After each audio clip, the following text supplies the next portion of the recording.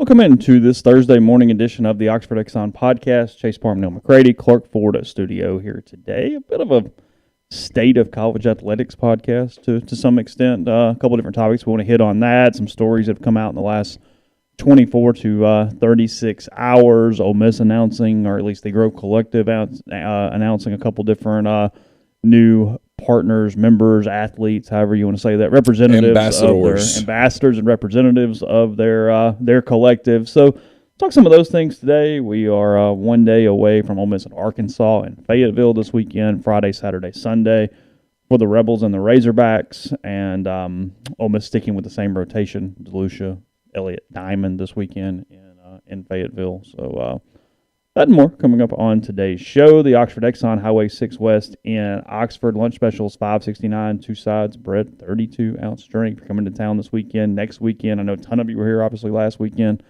Take advantage of those things. They got ribs, they got the hot case, got chicken, plenty of different things. If you don't want to worry about dinner tonight, they'll take care of it for you. And then also take a picture of the QR code at the pump. It'll open up the Exxon mobile app. 1,000 bonus points. 1,000 bonus points is $10 with the Blue Sky here in Oxford and all Blue Sky locations throughout Mississippi. Again, coming to you from the Clark Ford studio. Clark Ford's in Amory, Mississippi. 662-257-1900 is the number. Call it. Ask for Corey Clark. Tell Corey what Ford product you're looking for, and he'll do his best to get it to you, but he'll definitely get you a quote within 15 minutes in business hours, right to the bottom line. No hassle, no haggle. You get your quote. The rest is up to you. You can shop that quote around, or you can do what I've done, what I recommend that you do. And that's hop into a Clark Ford today. You will love the product. You will absolutely love the service. Corey and the people at Clark Ford, they want to be your car guy. They want to be your truck guy. They'll prove it to you when you make the call, 662-257-1900. Guest join on the Rafters Music and Food Hotline. Rafters Music and Food on the Square in Oxford. A great place to enjoy a burger, a po' boy, appetizer, great beer selection, full bar, and more there at Rafters on the Square in Oxford, and also Rafters in New Albany. So, several things. Kind of how you want to open this up. Just, I guess, a story coming out. Was it Sports Illustrated that had the one about the scholarships and stuff? Was that Sports Illustrated? Yeah. Seems like that was it Ross? Was it Ross? Dellinger? He at least was tweeting about it, so it was Sports Illustrated, whether it was not him or not. Yeah, but I think it was Ross Dellinger. It was about a number of things. It wasn't just college baseball, but the college baseball sort of stood out because it was college athletics in general is really where it was standing, where it's tons of deregulation is being discussed, is the best way to put it. Also, I found a story, again, from The Athletic. I don't really mean to keep doing this, but that I sent to Neal this morning, where Florida has essentially created two collectives, one for high net worth individuals and one for the more commoner. It was fascinating. With the Gators. So I want to talk about some of those things today. It's just it really is. It's kind of a landscape day for college athletics. All this stuff getting bountied about, all the things that are potentially in play at this point. And the draft starts tonight. And the draft starts tonight. Kind of covered that a decent bit yesterday. Ronald Acuna returns to the lineup for the Braves today. He does. They rushed that a little bit. It's like, hey, we haven't won a series yet. Might want to get him in. Let's see what else. NBA playoffs. There's a lot going on. I did kind of laugh, and I like David O'Brien gets on my nerves sometimes covering the Braves, but he did kind of he made me laugh a couple days ago because all the fans are going crazy about Acuna and all this stuff and what you do and when you do it. And he kind of like just quote tweeted him and says, like the two guys making the decision, that's literally their jobs. Like they have a little more invested in this than you do on making this decision. They're not just choosing to not play Ronald Acuna right now. We're not going to spend much time on Acuna, but if you're the Braves, this is not complicated. You already have a title. You have a title. He is the face of your franchise. You don't rush him back. No. Period. And if that means that you end up in the wild card this year instead of winning the division, so be it. You have a lot invested in Acuna. I don't even know if I know the answer, Grind. He asked, do Wonderlic scores matter? Do you think so? Yes. I think they matter as in you can't suck at it. Well, I think the edges. They're a piece of a puzzle. Yeah. Now, do I think there's a huge difference between a 38 and a 29? No, not really. No, it's 0 to 50 for anybody. Does Matt Corral's 15 Wonderlic hurt him? And the answer is yes. It's one negative in a big list of positives and negatives. Yes, it's one negative that if you are looking for a reason, you're already kind of made up your mind you're not drafting him because you just don't think that he's You think he's a one-read guy. You're a little scared about some of his interviews. Some of his interviews apparently did not go great. You look at that and go, see, there's another thing right there. See, and you justify it. Now, if you're a guy that says, hey, I love this kid. He's got big-time arm. There's a moxie about him. I like his attitude, all that stuff. You hear the Wonderlic and you go, those things don't matter. I don't care. It's there. It's something that if you're looking for a reason not to draft him, you can add that to your list.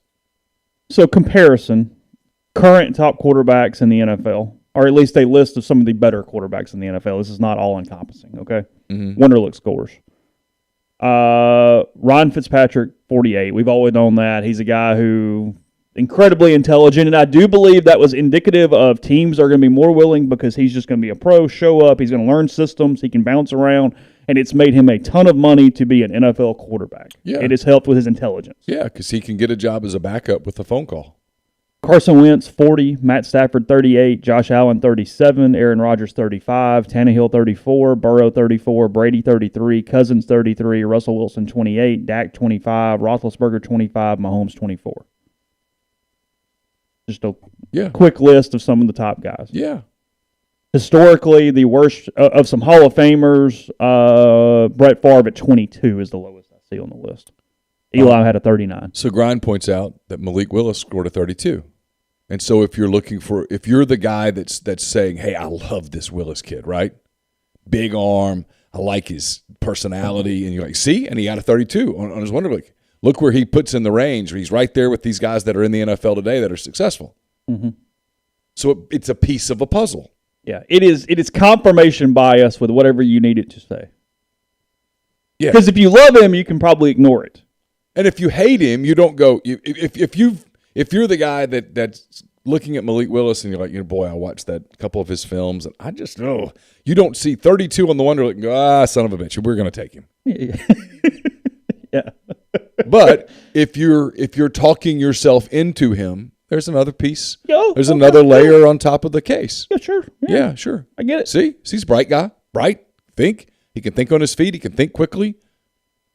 Because I think that's the question on Matt is, from a reading defenses standpoint, is can you absorb information quickly, process it, and make a decision? We've seen Matt play. This is not really even a negative comment toward Matt. I was kind of thinking, I saw the Wonderlic score. I told you a couple things that I'd heard from some of his meetings.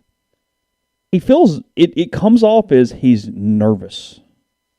There's almost like a rush to explain himself, a rush to try to fix things. Yeah. Instead of just calming down and go, gonna be all right. Gonna get drafted. Let's go through this.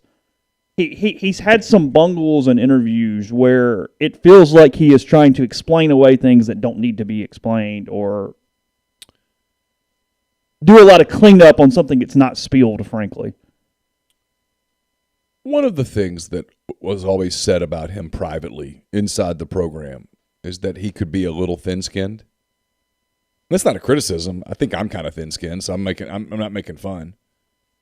But managed correctly, it's not even a bad thing, frankly. Right. But I think for him, he knows what criticism is out there, and I think there's almost a rush to defend himself. But again, man, whether it's tonight or tomorrow, as soon as he hears his name called, it doesn't matter. He's going to get a jersey thing, and he's going to go to a media deal, and he's going to start a mini camp sometime soon, and he's going to start getting ready for training camp. And, man, it won't ever matter again. Mm-hmm. You get to prove. No, we go through tons of things that are they're an anomaly from a career standpoint. You get to prove yourself or not prove yourself in an NFL uniform against NFL competition in an NFL setting. We should take the Wonderlic over the weekend and talk about it on Monday. Oof. I'm almost scared of it at this point. Come on. Neal made an 8. Yeah. I mean. What do you get, like 10 minutes? Is it 10 for the 50 questions? I'm not sure. I think that's why the NFL likes it for quarterbacks, though. It's the ability to process something quickly. And frankly, move on. Yeah. It's, hey, if I don't know this, okay, we'll come back. Yeah. Because I think that's what happens. Some of the really bad scores is somebody will sit there for 90 seconds and they've lost the test because they stare at one thing with some triangles on it for a minute. Look, tonight's gonna be fascinating. It is. I'm excited to kind of see how it plays out. You got so much. It is such a undervalued, or at least people are not valuing the quarterback's 12 minutes grind says, to the point that it's got a chance to be a kind of a crazy night. I just keep wanting to read Saints trade 16 and 19, move up to 5. At which point they're taking a quarterback, although it does not appear that's what they're doing. It feels like tackle wide receiver at 16-19. That's my guess right now from that standpoint. There's some good receivers at that range. A couple of SEC guys. Jamison Williams, Treylon Burks. Who else am I leaving out? I guess Mechie.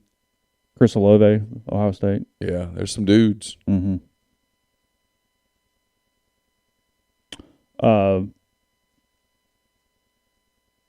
The Athletic, they have 4 bowl predictions for tonight, and one of them is the Saints package 16 and 19 to move ahead of Seattle to get Willis. Oh. Who sits behind Jameis for a year. What would your reaction to that be? Not good. I don't. You don't like Willis that much, or he scares you because there's a floor. I don't. Okay. It's complicated because. Yeah. Yeah. Duh. Yeah. That's the problem, right? Yeah. If it weren't complicated, everybody would get it right. Really easy decision here. I don't know why they're screwing this up. I'm having to come to terms with the window because of the defense and some different things. Now they need a wide receiver. They need some stuff. The window is technically still open for the Saints. It's not dead yet. In that I have to win with Jameis as my quarterback, which makes my window closed. Because I do not believe Jameis can win a Super Bowl. I think he can get in the playoffs. I don't think he can win a Super Bowl. But now here's the catch. That's fair. I agree. Any of these quarterbacks in the draft are not winning the Super Bowl in the next 2 years either. There's not a Joe Burrow in this where I go, in year 2, we're golden, we're good. No, there's no Burrow in this. So it's not even necessarily about Willis. It's just about the realization that there is a reset happening even though the window is not completely shut and boarded up and closed. And that is more the mindset that I'm struggling with right now. The Saints are kind of in that year when the Thunder ended up being the year that they went to the bubble, but they kept Chris Paul and Dennis Schroeder and those guys, and they made the playoffs. And they were a competitive team, and they were fun to watch. But you knew 2 things. One, that team was not winning a title. If it beat the Rockets in Game 7, it was losing to the Lakers. And you knew that a reset was coming, that guys were going to move on and that you were about to go young and do the tankathon thing for a couple of years. You knew it was coming, and that's a weird spot for a fan base. Hey, this is a fun team. We should celebrate this team, but we better enjoy this team because what's coming on the other side of this is a little bit of pain. Yeah, look, at this point of his career, I have no reason to believe that Jameis is not a version of a Tannehill, that's exactly, a Dalton in his prime. Those kind of guys that go, you know what, Kirk Cousins, they hamstring you. Where they're good. They're good, and they're good enough to stay in the league right mindset. I can convince myself, nope, they just got to get hot for 4 weeks, and we've got the Lombardi, baby. Yeah. But at the end of the day, you go, no, they're not good enough. Yeah, because you look at you never want the 12th best quarterback in the NFL. But if you're a Saints fan, the little thing that nags you is you go, yeah, but our defense is so good. Yeah, that if Jameis just. But is it good enough that we're not? It's not Rex Grossman Bears defense, though. They're good. But you can talk yourself into that. This isn't the Ravens with Trent Dilfer where we go, hey, right. we just because it's problem. Jameis throws too many picks. Right. He's not built for that either. He's not built for, hey, look, just do not throw the ball to the other team. Yeah. Punt. Just go manage the game. No, hey, Jameis got the big arm. We're throwing that bad boy. We're doing stuff. And if I had his physical talent, I'd be like, hey, man, I'm throwing this thing. Yeah, it's the version of DK walking around with a shirt on. You just go, hey, you know what? Sure. This is my gift. We're chunking it. Sure. With a bunch of wide receivers who aren't built for that offense because they built the offensive roster for Breeze. For Breeze. Which was all short and intermediate. I will say this, Jameis was playing really well before he got hurt last year. He was. He was not turning it over nearly as much, was beginning to look comfortable. I can see how the Saints, this is like you said, it's complicated. You could sit in the room there in Metairie and talk yourself dizzy. What do you do with Deebo Samuel? If you want him, he's obviously electric. But at the end of the day, he's only as electric as his trade value because he plays some running back, which is the wrong position in today's NFL to get a ton of money and to not get hurt. As a straight wide receiver, he's good. Yeah. But he's not, oh my God, I want elite wide receiver money, because you're not that guy.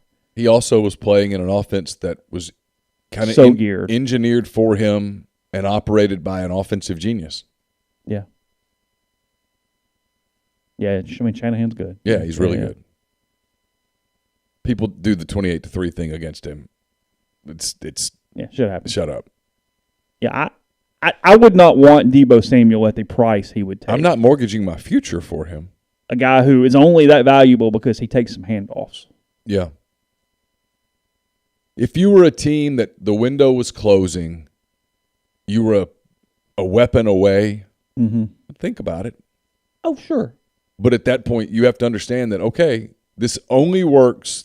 It's the Rams. This only works if this is only worth it if we win a title. If we've come anywhere between second and 32nd, it's not worth it. But now, if you win one, look at the Rams. I mean, they're champs. Forever, it's a good trade. Oh, done. Yeah. And the Rams front office and ownership goes down as geniuses. It's like I was listening to Cubs Braves the other night, and they were talking about Max Fried, who came over in that big trade, and for Max Fried was the winning pitcher in Game 6 of the World Series that gave the Braves the title. So from that point forward, the trade's great. No matter what else happens, the trade was great. It's kind of like looking at the Braves right now. Is that, look, it wasn't like they were the 1 seed last year. You know what I mean? They're good. But it's not shocking that they're going to hit some lulls and not have a perfect roster. And they're, from a money standpoint, they're a small to mid-market team. Like, it's all those things where they got really hot and they maximized it. But you're not going, oh, my God, they're the best franchise in baseball. You know what I mean? Like, you're watching it going, well, yeah, that's who they are. They're going to have these kind of things. And you just try to get in the tournament. And when you get in the tournament, sometimes crap happens. And that's sort of where a lot of the stuff is. But with the NFL, I mean, I get the Giants have done it and stuff, but the 6 seed's not winning a ton, so. All right, we'll jump into the college sports thing in a second. We'll talk about Community Mortgage, Oxford, Memphis, Soto County, and Chattanooga. All underwriting and processing is done in Memphis, so you can local underwriting and understand your market. Leader in condo financing, the float-down option, and more. You can find Jason at 662-234-2704 or JLOWE@communitymtg.com. Southern Traditions Farm is a 68-acre, 32-stall upscale equestrian training and boarding facility in Canton, Mississippi. They've got 2 sand rings, grass ring, miles of wooded trails, a ton to be offered, including camp season, which gets rolling on May the 30th. Got a month's worth of camps, basically. They're Monday through Friday camps, 8:30 to 2 p.m. each day. Get in touch with Susan Walt or Bowers Cone message them on Facebook or Instagram at Southern Traditions Farm. They'll get back in touch with you with all the information that you need. We're also brought to you by Bell and Grove, based out of Chattanooga. Daryl Oliver, Evan Dial built Bell and Grove. It's a logistics provider with more than 35 years of transportation industry experience. They specialize in domestic freight movement throughout the continental U.S. that can navigate through supply chain issues while also leaning on their partner carriers to get the most competitive rate possible for their customers. For more information, call Daryl Oliver, 865-672-6557. Don't just accept what you see, but imagine something new. Step forward, chase after a better version of yourself. Every day, Corinth Dental is helping people reinvent themselves one smile at a time. Dr. Bubba McQueen, Dr. Jenny Beth Hendrick are devoted to restoring and enhancing the natural beauty of your smile using conservative, state-of-the-art procedures, including Invisalign. These clear aligners are the virtually invisible way to improve your smile. So call Corinth Dental today for a no-cost digital scan of your teeth. Let them show you the way to a straighter, healthier smile. 12 months, no interest, no down payment. Financing available at corinthdental.com. And we're brought to you by The Rogue. It's your destination for fine men's clothing. Their stylists hand-select pieces from top designers. From work to lifestyle to nightlife, there's the perfect something for everyone at the Rogue. All the best items from Peter Millar, Martin Dingman, Jack Victor, Halsey, True Grit, and more. 4450 I-55 North in Jackson or therogue.com. And we're brought to you by Service Specialist Staffing and Recruiting Agency, connecting great job opportunities to candidates since 1967. We always talk about the candidates looking for a job. Don't forget, if you're a company that's looking to hire quality, hard-to-find talent, Service Specialists can help you. Keep in mind that payment of service is solely contingent on if you decide to hire a candidate that they send, so you have nothing to lose. So give Will, Sydney, or Kelsey a call at 662-832-5138 or check out their new and improved website, servicespecialistltd.com. Podcast is brought to you by G&M Pharmacy, 662-236-2222. They deliver locally in the Oxford area, and they offer MedSync. Fill your prescriptions the same day each month and take care of you. One trip at the pharmacy, one delivery, and you have what you need when you need it with G&M. They're also available through Tyson Drugs in Holly Springs on the square there in Holly Springs. It's really easy to transfer your medications from a big box pharmacy. Just give G&M a call, and they will do it all for you. Again, 662-236-2222. So it is called the Transformation Committee, is what the NCAA is coining this one. We like the committees. We like the commissions. That's the other one. The commissions. This one, because he appears to chair everything, is being chaired by Greg Sankey, the commissioner of the SEC, and Julie Connor, I think is her name, the Ohio State athletic director. Okay. That is the two people that are handling this affair here. I would like to see the full 21-person list, because there are going to be some people on here that absolutely their voices do not matter whatsoever. Because the group of five guy on the list is going, hold on a minute, got a bit of a problem right now. So you guys haven't run a day in my shoes, I don't think. Yeah, so here's what's going on, is with Emmert stepping down, they had already had this transformation committee to figure out what the next stage of the NCAA looks like. 21 people getting together, and they essentially have the ability to take whatever rules they want to change, push them off to the universities and the athletic directors, see if they can get them passed, push them on to the universities and athletic directors, and then have a theory that conferences can essentially make their own rules at that point on what they want to adapt or not adapt from this process, which is another layer to just a break off between the two. Yes. They won't just come out and say that, but that everything is inching toward that is what is actually going on. Because, as has always been the case, the rules for Texas and Ole Miss should not be the rules for ULL and Louisiana Tech. Yeah. And that is where this thing is sitting. So the things that are being bounced about, because what's happened is they're sort of telling the administrators, look, be prepared for these things. Here's sort of a list. This is only a small list. I mean, I think the overall number of changes or recommendations or whatever word you want to put on it is actually going to be incredibly expansive. Like, I think it's going to be a huge list. But the couple things that most people have focused on to this point are that they would eliminate partial scholarships in non-equity sports or whatever it's called, which would then allow men's golf, baseball, softball to, if the conferences and the schools chose to, fund full scholarships and do whatever they wanted with the process. The other thing is to take all limits off coaching staff sizes. Okay, in football, the arms race would be stupid. Yes. Because here's the deal. That would mean that every staff member, regardless of what they are on the staff, could be a recruiter, could be on the field coaching. They're everything all at once. Or you could even hire nothing but a recruiting staff, where you hire 10 assistants who only go out on the road and recruit and don't do anything with game planning or coaching, and then have your coaching staff that only deals with the players in the program and on the field.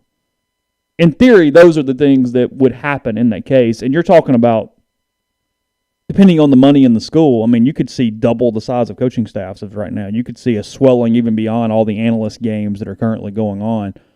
But where this is tricky is, I know everybody, the first blush is, yes, this is amazing. There are positives. Yeah, sure. But a lot of schools can't do this.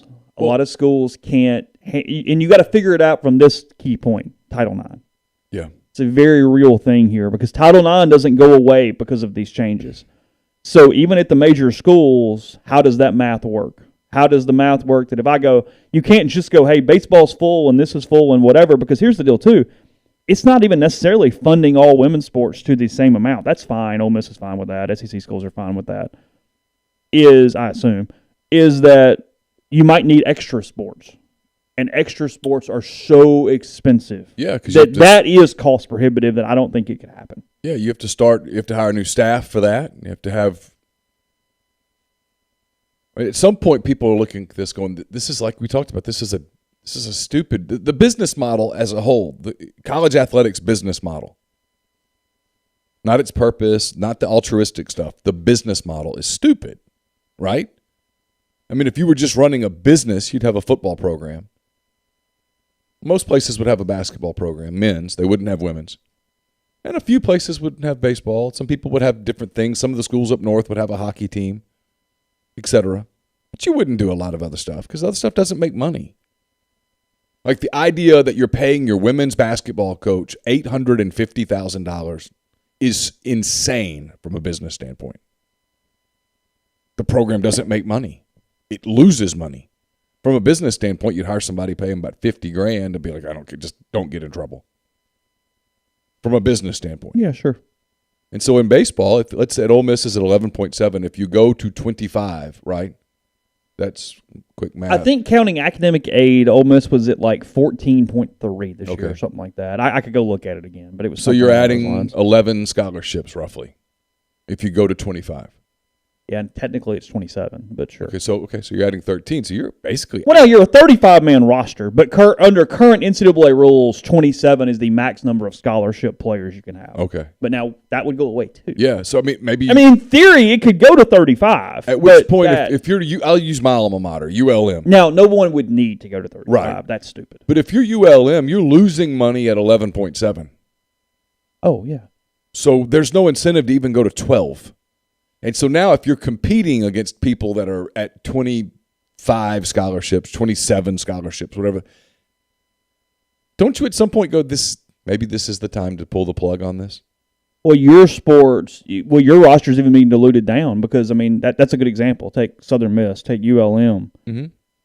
The kids that you're getting that your top-end guys are guys that Ole Miss and State couldn't afford. And now they can. A lot of times. Now it's like, hey, come on, sure. Bring them, sure. Now you take more. Because now you don't need the project from wherever it's the walk-on. No, I'll just go get that guy. Yeah. Fine.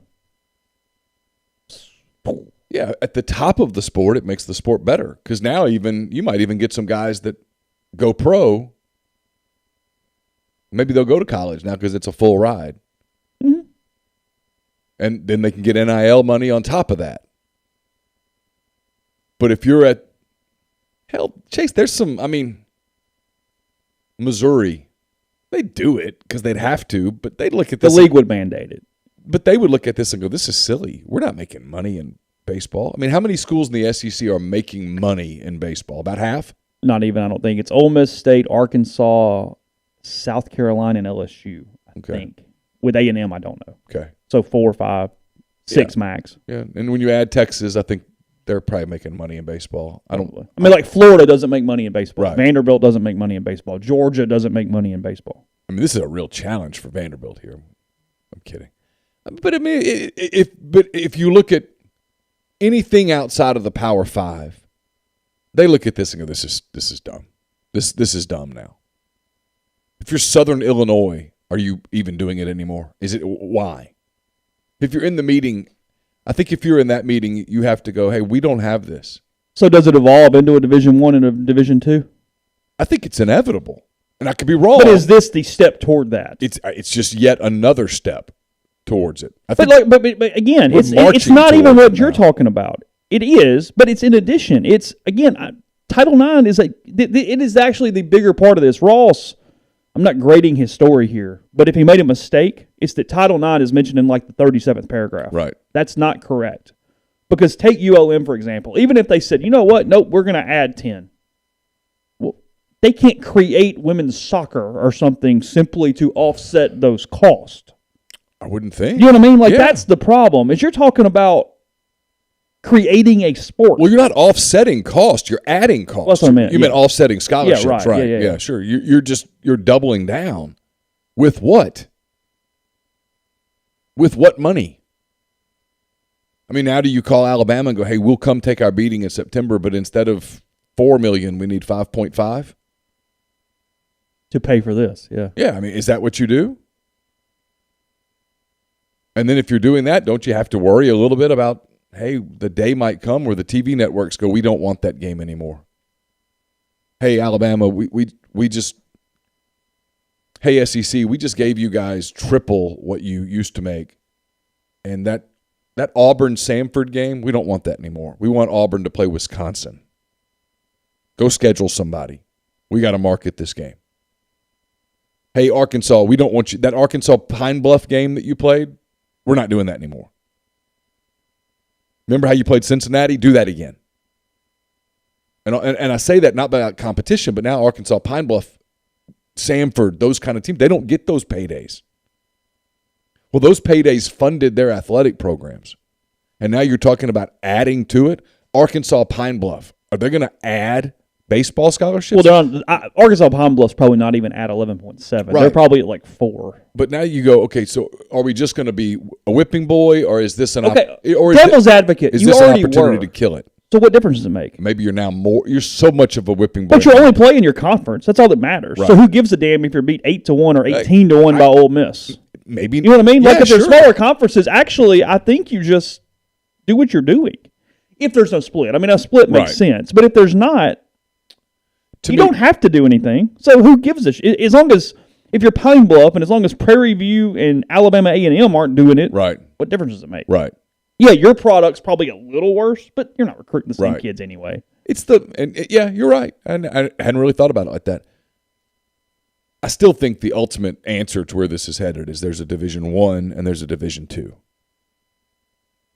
And your decisions and your problems are at schools like Dallas Baptist, Southern Miss. Yeah. Baseball-wise. Yeah. That can't really afford it, but they are top programs. Sure. East Carolina. Sure. Well, Southern Miss is a top program today, but are you a top program when situation when this happens? Well, you would be if you could do it too. That's my point. Right. You have to decide: is there even a way? But I mean, do one of the Duff brothers go, "What? Nope, we got you. It's all good." Yeah. Or not. But if suddenly Texas can take 27, some of the kids who are at Dallas Baptist today are at Texas. Oh, sure. Yeah. The second thought I had was that Omaha would just become a second SEC tournament. Well, because look, if the league didn't mandate it across the country, there are Big 12 schools that would struggle with this. There's ACC schools that would struggle with this. Many. There's Pac-12 schools that couldn't do it. There's Pac-12 schools that would punt. Yeah. I mean, that's the thing in this. Is there frankly, Cal won't have a baseball program. Right. Cal dropped their damn program anyway, like 10 years ago. Yeah. Had to bring it back. They had a whole thing led by Utah, stuff like that. Why are we doing this? I mean, that's all I'm saying is I think in the individual conference rooms across the country, somebody would raise his or her hand and say, this might be an opportunity for us to scale back. This might be an opportunity. We should at least think about this. And when you start having that conversation, that is the easiest decision to make. From a bottom line, once you get over the emotion of the people and stuff, hey, it's time to cut back. I mean, a lot of schools would literally go to their donors and go, hey, we can only do this if we get this much money. Yes or no?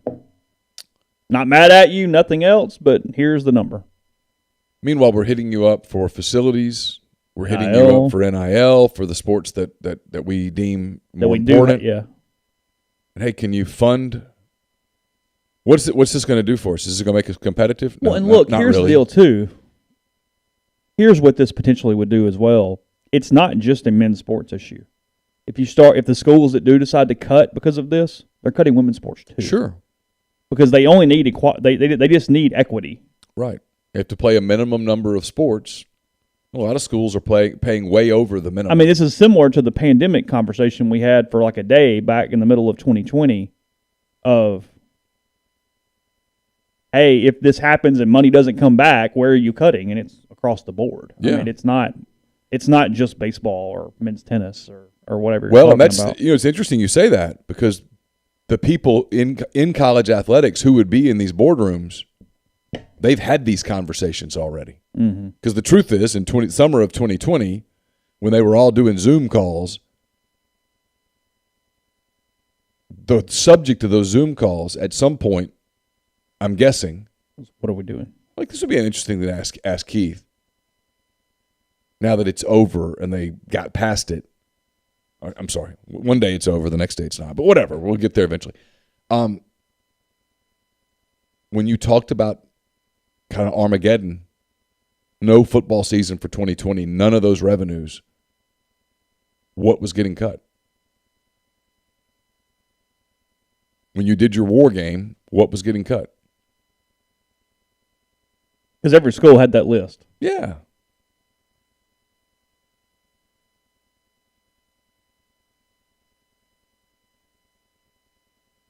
You know, Pocket Watch said Auburn got close to cutting tennis when the pandemic began. Sure. Look, it's no different than a family, right? When income gets slashed, at some point you have to, at least most people, you have to take a look at your expenses and go, okay, well, we're going to have to eliminate this. Yeah, where's the fat being trimmed? Yeah, you know, that Disney vacation, we're not going to take it this year. We're going to have to consolidate whatever, downsize, whatever the case may be. It happens all the time. It's no different in an athletics program. So, yeah, is it a big deal at Texas A&M to add some scholarships? Nah, they're good. We got it. Mm-hmm. But if you're North Texas, it's a decision to make. And maybe the decision is, you know what, we're fine where we are. Yeah, we're not winning a national championship. We were never winning a national championship. Let's just keep doing what we're doing. Let's just. I think that's the decision for the really low end. It's the teams who are middle to upper that don't have the money. They go, but we're good. People like it. Our fan base expects this. Right. Southern Miss, Tulane. Sure. I mean, it said South Alabama was in the list. Like, yeah. But sure. Cal State Fullerton. Sure. Irvine, Long Beach. But again, if you're ULM, I think you sit in the room, and if I'm in the room, I'm going, hey, maybe this is the time to kill it. Well, because here's the deal. In one of those leagues, somebody's going to do it. One school will have a way to do it. And then, okay, well, they're a superpower now. And they're going to beat the hell out of us every year. Well, and maybe those teams. Louisiana Lafayette goes, nope, we got this. Maybe those teams form a baseball-only conference. Yeah, I don't know. I still think where we're headed, I don't know whether it's next week or next decade, is there's a Division I and there's a Division II. There's a haves and a have-nots. And, look, the have-nots can all play each other. They can reduce the budgets. They can be real competitive. And like I told you, when the Division II World Series between, I don't know, pick your teams, Ball State and ULM are in a best-of-3 series in Tulsa. ESPN will show it. It's a big deal to them. Yeah, we'll have the College World Series Division I in Omaha one week, and the next week we'll have the College Division II College World Series in wherever. I mean, people watch the 1AA. What do they call it now? The FBS? FBS and FCS. Yeah. The FCS, they televise that game. We watch it. Yeah, when Delta State won the national title, they didn't go, you know what, we couldn't beat Alabama. We're not happy. Yeah, is it North Dakota State that always wins all the time? They're like the dominant. Yeah. I mean, they're not out there. Their fans are out there. They make the trip down to Denton or wherever it is. Frisco. They go to Frisco. They make the trip every year. They hit the bars, and they go to the game, and they celebrate, and they take their title back to Fargo. I'm going to guess at no point do they go, this title's not really cool. No, it's cool to them. You won your division. I told you. You made the best example. I mean, the team who wins the 2A basketball state championship in high school doesn't go, well, I couldn't beat Oxford. Yeah, I mean, I mentioned if Hatley. What are y'all, 2A? Yeah, 3A now. 3A. Yeah. Look, if you win the 3A title. Yeah, the title. When the kids are celebrating at midfield, are they going, well, but we didn't beat Madison Central? No. No, we beat Clarkdale. We do what we're supposed to do. We won. Yeah. So I kind of think that's where it's headed, but I could be wrong. I just think it's a complicated decision for a lot of people. Yeah. I mean, like for Ole Miss, I don't think it's complicated. I think they would absolutely do it, and it would turn their baseball program into a superpower. But you would have to sit down and when you're doing it, go, okay, well, how do we do this in such a way that it doesn't cripple us financially. Right. Because you're having to add something, and maybe you're adding women's gymnastics or something, but you're having to go, hey, we're gonna have to tighten our belt and some other things. Mm-hmm. Podcast brought to you in part by Northeast Spark, NESPORC. 2 packages, the 100 Mbps, that's the Ignite, or the Blaze, the 1 gig. It's in the Clarkport studio. I've got it home as well. Your hometown team bringing you world-class broadband. That's nespark.com, 662-238-3159. Phone service, portal controls, network security, and more. So call the office and pick up Spark. Again, that is 662-238-3159. Whitney McNutt of Tommy Morgan Incorporated Realtors is serving you for all of your real estate needs in Oxford and Tupelo. She sells condos, land, commercial, and residential family homes. You can reach her at 662-567-2573 or 662-842-3844. Brought to you by Grenada Nissan. If you're in the market for a Nissan vehicle, Grenada Nissan's the place to go. They've got a complete selection of new and previously owned Nissan vehicles, great lease deals as well. It's GrenadaNissanUSA.com. Brought to you by Opa, Oxford's newest restaurant on the historic square. Gyros, wraps, kebabs, fresh redfish, lamb chops, handcrafted cocktails, frozen libations, an amazing candlelit patio, all of that and more at 306 South Lamar, just south of the Square Courthouse. Brought to you by John Edwards of Regency Travel Incorporated in Memphis. John's part of Virtuoso. It's a worldwide network of travel partners that allows him to supply his clients with added values, unique benefits simply not available to other travelers. John traveled the globe for 37 years before he got into the travel business. He knows how to make a special trip one that creates a lifetime of unique memories. Just get in touch with him, give him some parameters, give him a budget, and then let him give you options, and you'll be thrilled because he's going to come up with things that you cannot find on your own. 901-494-3387 or jedwards@regencytravel.net. Also brought to you by Pinnacle. Martin Palomo and I will have I might be speaking out of turn. I don't think we're having one this week.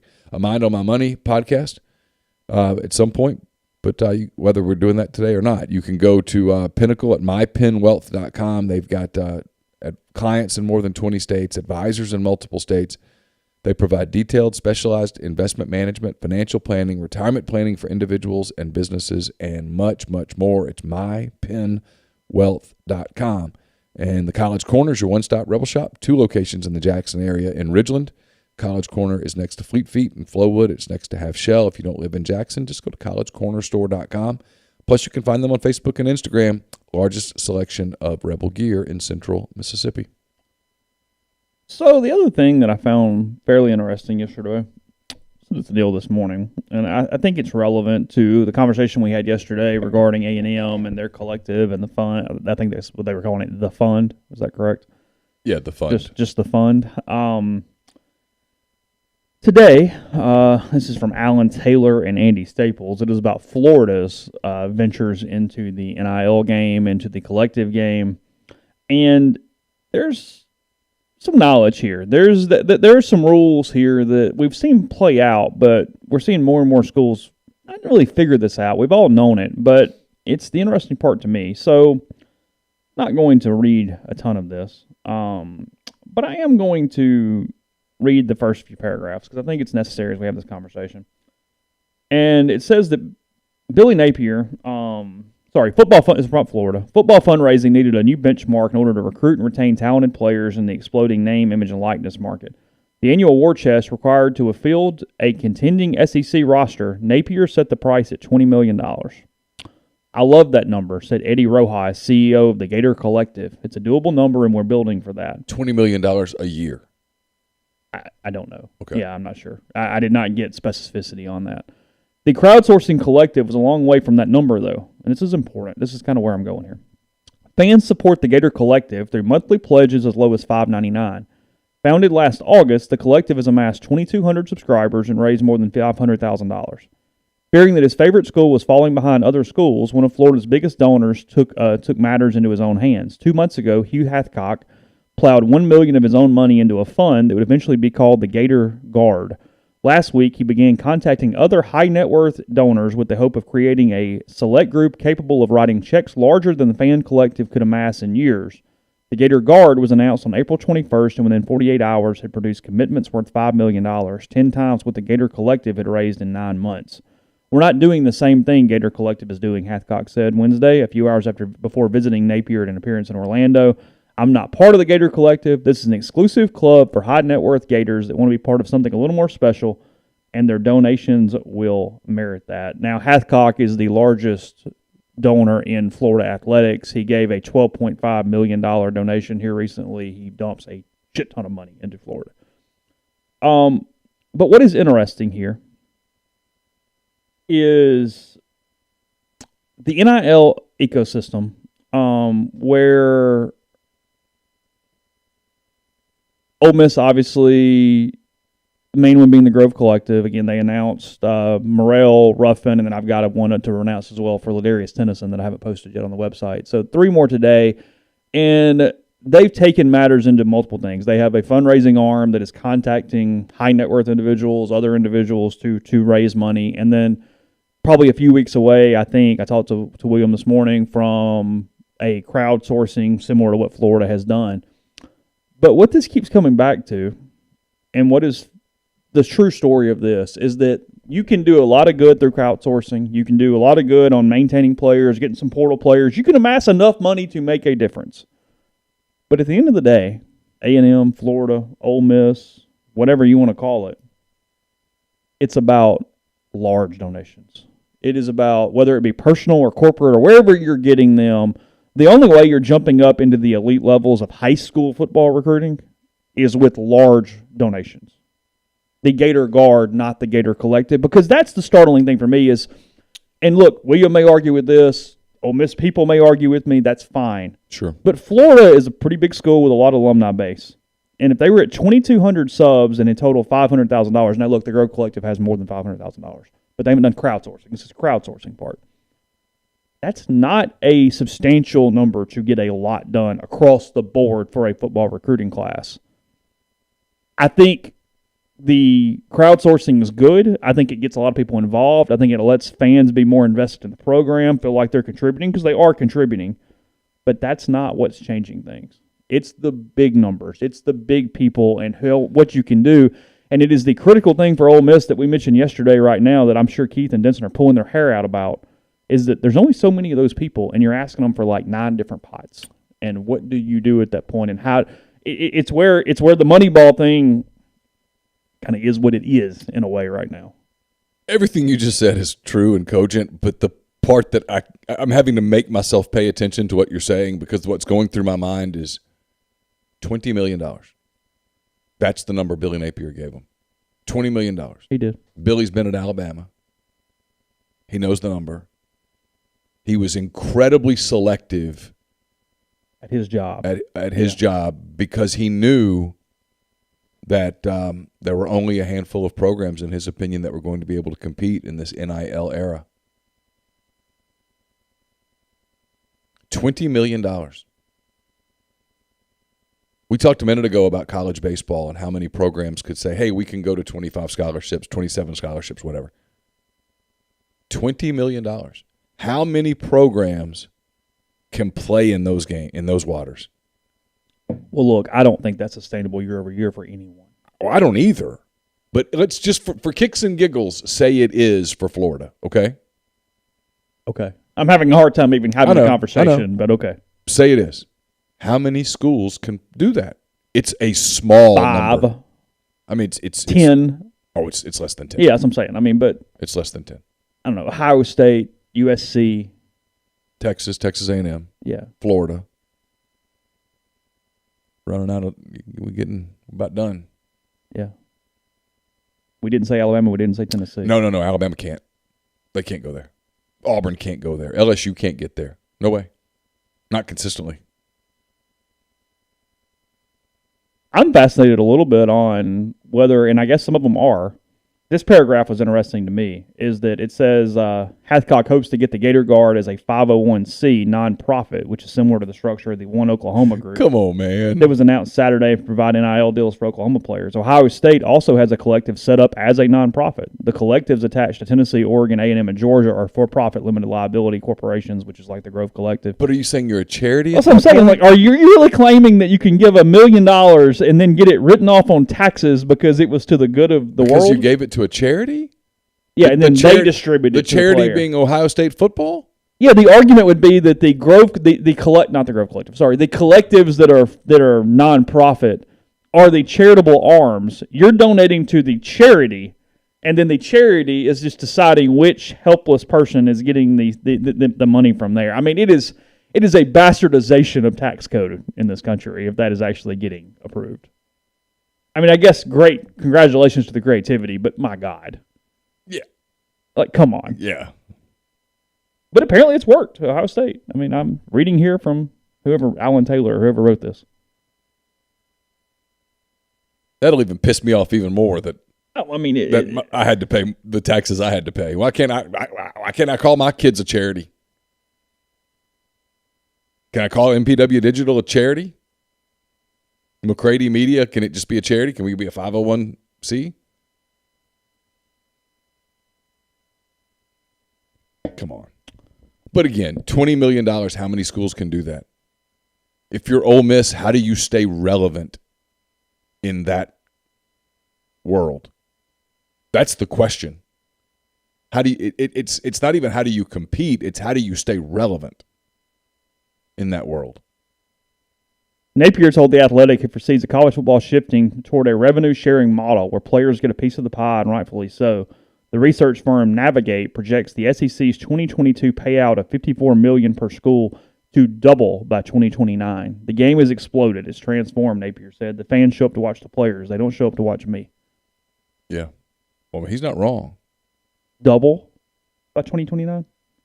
I don't know. I think it's a possibility that the SEC is paying out $108 per school. Yeah. By 2029? We've talked about this for a long time. I've told you what I think's coming.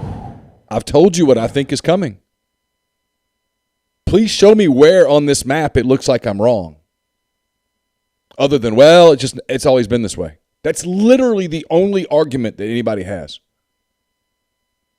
I mean, Chase, at some point, somebody in one of these, at USC, for example, is going to look at this and go, so wait a minute.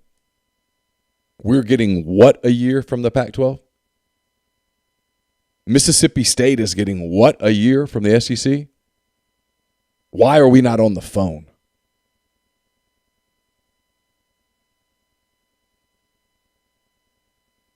I mean, if you're North Carolina, I don't understand how you're not on the phone today, honestly.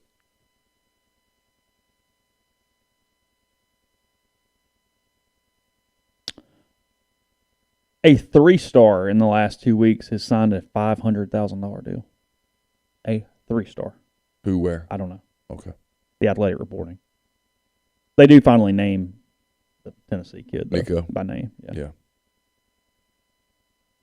And by the way, some of the people that are almost like demonizing Nico Iamaleava, that's not fair. If you can get $8 million, get $8 million, bud.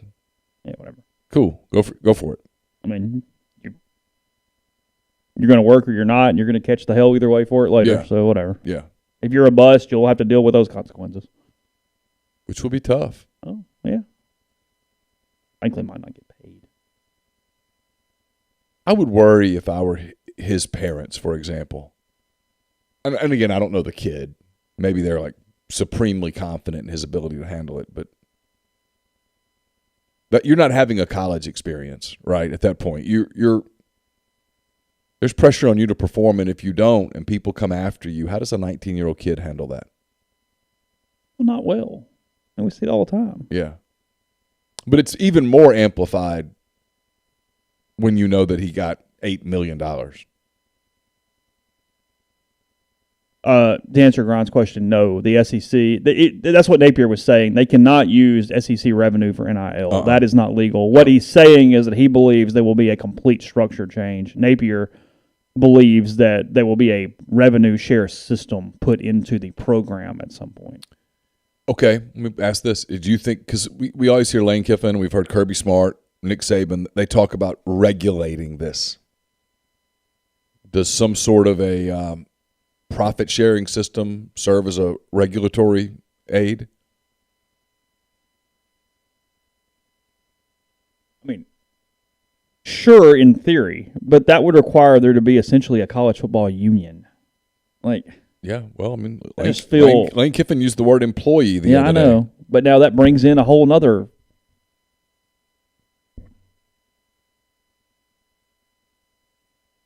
the tax system. Yeah. That's where my head is going. That sure. makes no Sure. It's very difficult. Owing that level of taxes off a revenue sharing system. Well, and that's where the ULMs of the world go. We're out. Well, yeah, this is stupid now. Yeah, we're out. This doesn't make sense anymore. But look, once you started this process of going down of players getting, it doesn't stop. It just progresses. Now, it might go stagnant and stay where it's at a baseline for 2 decades, but it doesn't go backwards. It just keeps being more and more and more until at some point where college football heads down the bell curve. And I'm not saying we're close to that. I'm just saying until the sport changes one way or the other.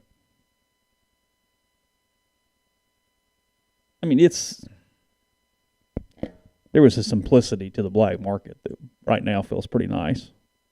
Oh, sure.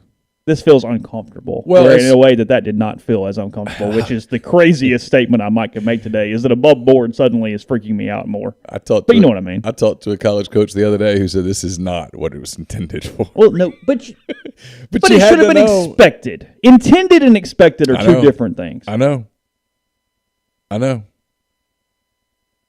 That's naive. That schools would not be incredibly creative and find ways to do things. That's dumb. So I get the argument. It's correct, but it's back to the NCAA. Okay. Yeah. Still your fault. Of course. If you couldn't envision that, that's on you. Of course. To put in structures at the beginning that would fix this. Yeah. Because they basically put no guardrails in place. Zero. And so it's careening off the walls. And they don't know how to stop it. They don't even know a break or what to do. They can't set. It's going down a hill really fast. It's not going to stop until it crashes. That's the answer. I did read somewhere in there that they have multi-year pledges on some of those deals from Florida to try to make it at least somewhat sustainable in the future years. Oh, I don't. And you'll get some of that, but you're not getting $20 million a year. You're just not. It's not a feasible number. At Florida. Any damn where. I don't care. A&M, it's not feasible to do 20 a year. I don't believe so. Yeah, I don't know. Because the kids aren't going to pan out good enough. You can't do enough to sustain it. You'd have to go on an Alabama-esque run to keep people that motivated. Well, because it just takes one kid screwing up. But if there are only 5 or 6 schools that can do it, those teams are going to go on runs. It's why if you talk to people in the industry, and I know the jokes and I know how you feel about it, and for the record, most of me agrees with you. Okay? Yeah, sure. But if you talk to people in football, Chase, if you talk to people in football, they'll tell you A&M is approaching the point where the roster is too talented to fail. They're almost there. I think this year is a really big year for NIL sustainability, and it's all based off Texas A&M because they're young. Mm-hmm. They're a really young team. They're susceptible to a weird year. College football needs A&M to have a weird year. Oh, yeah, College football needs A&M to go 8-4. Sure.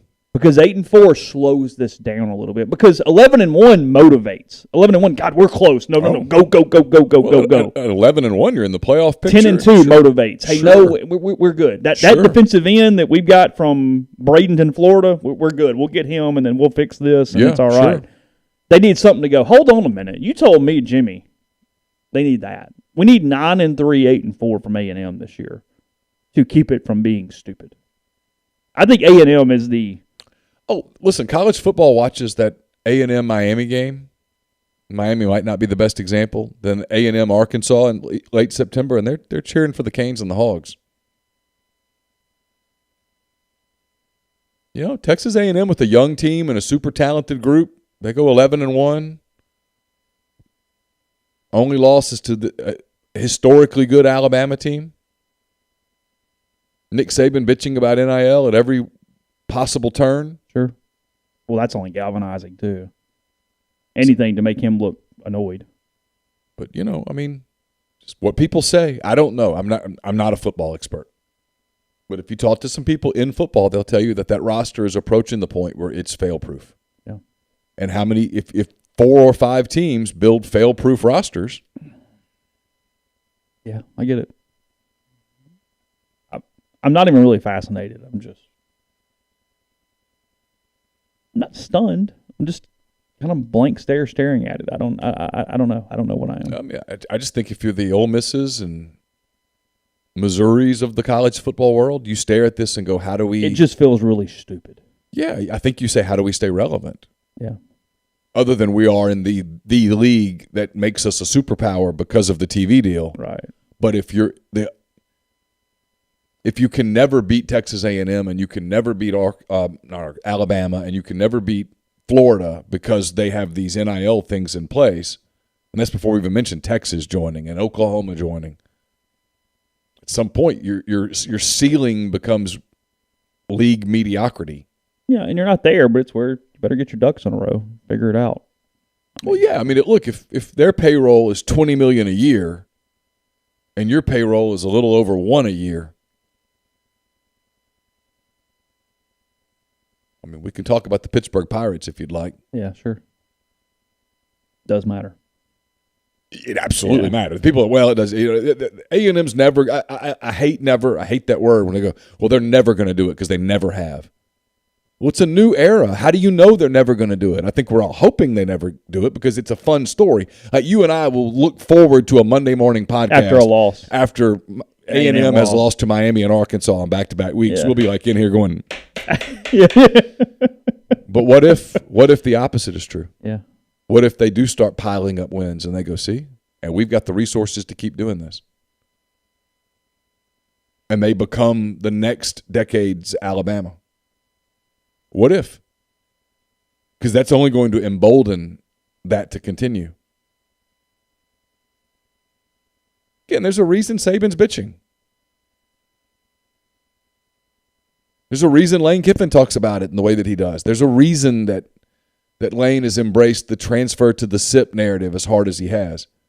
It's because that's where he's able to compete in the marketplace. And in closing this, I do think as a means to college football to save itself, it's where I do think Napier has a possibility of being right, is some sort of revenue sharing closes this and changes it and creates more parity, at least in the major conferences, or the two conferences that allow you to a little bit. Yeah. It lets it. I always just go back to that Lane Kiffin interview on the Rich Eisen show. Yeah. Where they were that's in his wheelhouse, right? He's talking to a national guy. Mm-hmm. He's not looking at people like me going, I don't know why I have to talk to these losers. He's talking to national guys who he respects.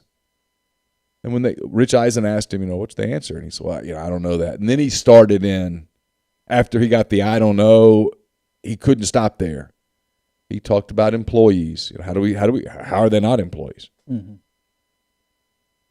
That's not by accident. Yeah, sure. I mean, I've never been around Lane and thought, this guy's an idiot. No, he's not speaking out from ignorance. He's very bright. Yeah. He's aloof and stuff when he's talking to us. I don't even pay attention. Honestly, with Kiffin, it's kind of the opposite of Saban. Saban dials it down nationally, mm-hmm. and when he's talking to the local guys, he's up. He's more engaged.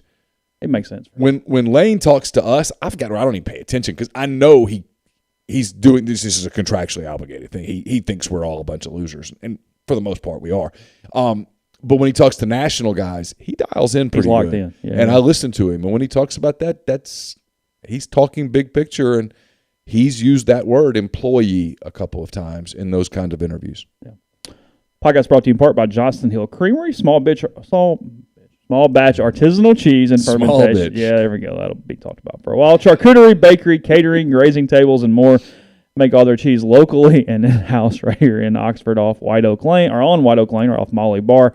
662-419-9201. Remember, go to their Instagram page, go to their website, both those, johnstonhillcreamery.com, at Johnston Hill Creamery. You see the dessert box, the high tea trays, artisanal cheese trays, Mother's Day pre-order coming up right now. You can do that. You can pick it up May 5th through 7th. Again, that is johnstonhillcreamery.com, 662-419-9201. We're brought to you by Comer Heating and Air, Southern Air Conditioning and Heating. We'll have a hand-raised guys for you later today. Craig Rodriguez joined Chase. Mark Himes going to join me. So we'll talk a lot of stuff. on Hand Raised Guys, brought to you by Comer Heating and Air, Southern Air Conditioning and Heating. Different names, same great products and services. If you live in Oxford, Tupelo, or the surrounding area, call Comer, 662-801-1777. If you live in Hernando, Memphis, DeSoto County, that area, call the people at Southern, 662-429-4429. Brought to you by Lammon's Fine Jewelry. Lammon's at 1126 North Lamar Boulevard in Oxford. They've been serving the Oxford area for 3/4 of a century. Engagement rings, wedding rings, fine jewelry, watches, pearls, fashion jewelry, children's jewelry, collectibles, and more. It's the gold standard in fine jewelry. 662-234-2777. Also brought to you by ACS, Automation Control Systems, LLC. It's a complete electrical control system solution provider and a Rockwell Automation Recognized System Integrator. They've got a full-time dedicated emergency service and troubleshooting staff and a UL 508A panel shop. They can service and install Rockwell Automation, Allen Bradley, Siemens, ABB, Square D, and many other manufacturers. For more information or to get in touch, go to acsllcms.com or call 662-601-4381. Game Changer patches are the only 2-patch system available in the market to stop hangovers before they start. The warm-up patch is used before or while you drink. The overtime patch used after you've been drinking to recover while you sleep. The all-natural ingredients will keep you in the game, ready for the next play. GameChangerPatch.com. Promo code RebelGrove20 at checkout for 20% off your purchase. And don't forget, go to DeadSoxy.com. Enter the promo code RebelGrove at checkout. Get 25% off the best socks you will ever put on your feet. The no-shows are fantastic. All the traditional socks, as dressy or as kind of colorful as you would like. They've got it all at DeadSoxy, DeadSoxy.com. Like Alan in our thread, who I believe is an Arkansas fan. That's correct. He's talking about, I got to scroll up a little bit, but he's talking about all the money that Arkansas has, that the profit that they made. But to my knowledge, he says y'all are being fatalistic. Yeah, he says y'all aren't being fatalistic. I misread it at first. Arkansas was dog crap in 2019, and the athletic department pocketed $138 million in 2020 to defer traditional giving to NIL groups and use increased revenue to replace giving. Yeah, if you get it, sure. Yeah. But like Arkansas, with all of that money up there, they're not super far ahead in NIL. Well, they passed on Rashada. I mean, correct me if I'm wrong, but I don't think that does not appear to be. Tyson and Walmart don't appear to be funneling it through. I mean, watching what Pittman's doing there, it does not appear that that's his path. Now, he's kind of going heavy in the transfer market, not as heavy as Ole Miss, but pretty heavy. And they've had some success with high school kids, but they're kind of doing the regional high school recruiting thing. Mm-hmm. They're certainly not competing with A&M right now on the recruiting trail. I mean, I think that's the thing. I mean, the problem that Ole Miss has right now is they do have a capital campaign going at the same time. They do have facility improvements that have to get done. I mean, yeah. And frankly, on a little bit of a schedule because construction costs aren't necessarily headed down. No, they're going up.